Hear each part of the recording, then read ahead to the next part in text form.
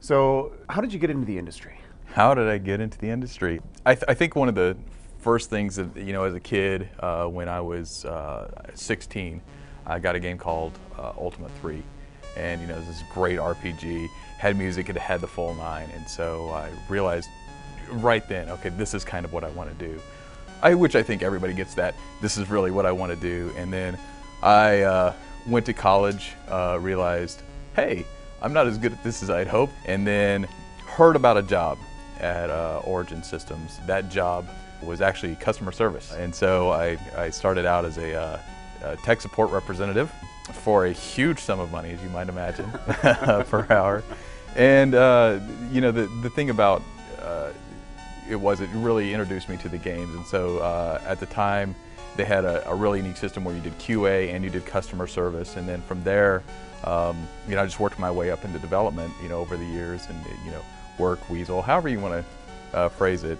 But it was a lot of fun, from the very beginning, and it reignited, my passion for games as I took on a designer role, and then I just, started playing games like mad to do research, even games I wouldn't normally play, and then, from then on, that's kind of been what I do. I do a lot of research into games and work as hard as I can.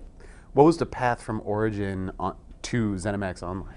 So the path from Origin to ZeniMax, in 1996 at Origin, and I think that's the right year roughly, they approached me with an idea for a game that they were working on and said, hey, do you want to QA this game? And I think internally it was called Multima.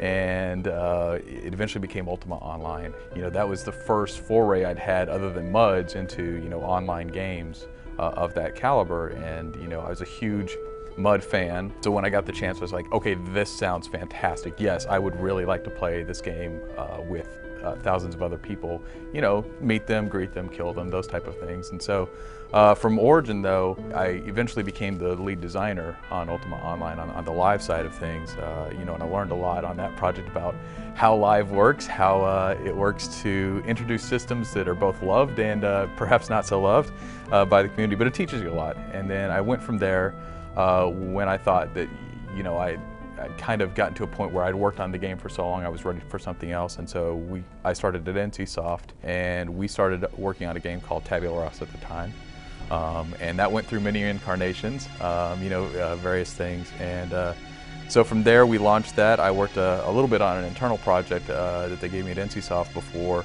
At the time, I decided to move on and went to ZeniMax Online.